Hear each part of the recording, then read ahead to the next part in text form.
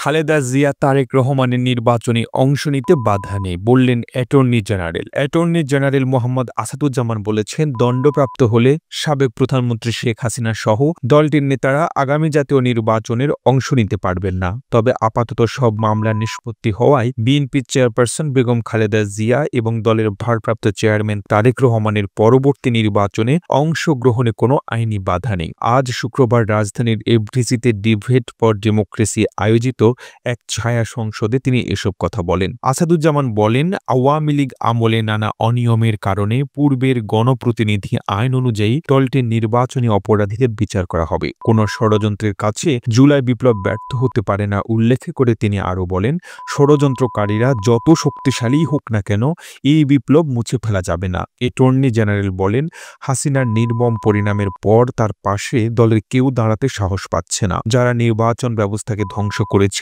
সংবিধান কেটে ছেড়ে মানুষের অধিকার ভূলুণ্ঠিত করেছিল, তারা ইতিহাসের খলনায়ক হিসেবে চিহ্নিত হয়েছে। ছায়া সংসদে সভাপতিত্ব করেন debate for democracy chairman Hasan Ahmed Chowdhury Kiron. তিনি বলেন, বিগত ফ্যাসিস্ট আওয়ামী লীগ সরকারকে চিরদিন ক্ষমতায় রাখার অসৎ উদ্দেশ্যে সাবেক প্রধান বিচারপতি খায়রুল হক তত্ত্বাবধায়ক সরকার ব্যবস্থা বাতিল করেছিলেন। তত্ত্বাবধায়ক সরকার ব্যবস্থার রায় জালিয়াতির দায়ে খায়রুল হকের গ্রেপ্তার ও বিচার সময়ের দাবি। কিরণ আরও বলেন, এদেশের জনগণের ভোটের অধিকার কেড়ে নিয়েছিল পতিত আওয়ামী সরকার। ডামি, একতরফা ও মধ্যরাতের নির্বাচনের মাধ্যমে আওয়ামী লীগ নির্বাচনী ব্যবস্থাকে সম্পূর্ণরূপে ধ্বংস করে দিয়েছে। গত 3টি নির্বাচনে নির্বাচন কমিশন, প্রশাসন, police, returning officer, polling officer সহ নির্বাচনের সঙ্গে যুক্ত প্রায় সবাই জালিয়াতির অপরাধী। যারা এসব নির্বাচনী অপরাধ করেছে তাদের সবাইকে বিচারের আওতায় আনতে হবে। প্রতিবেদনটি ভালো লেগে থাকলে আপনার ফেসবুকের টাইমলাইনে এখনই শেয়ার করুন। সে সঙ্গে বিশ্ব বাংলার ফেসবুক পেজটিকে ফলো করুন ও বিশ্ব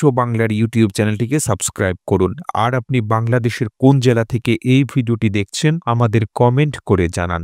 আমরা পরবর্তী ভিডিওতে আপনাকে ধন্যবাদ জানাতে ভুলব না। এতক্ষণ বিশ্ব বাংলার সাথে থাকার জন্য অসংখ্য ধন্যবাদ।